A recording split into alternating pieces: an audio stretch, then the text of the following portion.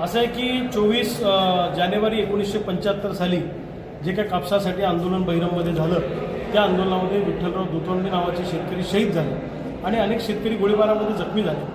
तत्कालीन सरकारने शेतकऱ्यांवर अन्याय केला, गोळीबार केला, शेतकऱ्यांना संपवण्याचा घाट घातला।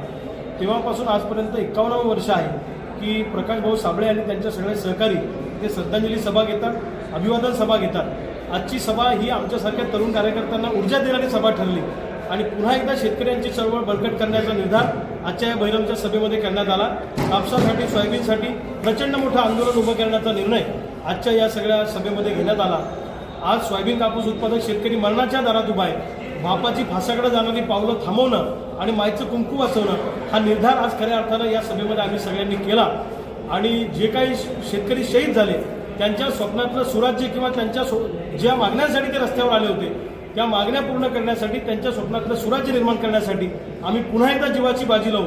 पोलिसाच्या बंदुकीच्या गोळ्या कमी पडतील पण आमच्या छात्या कमी पडणार नाहीत हे सांगणारी आजची सभा होती। ते फक्त बोलण्यापुरतं आहे।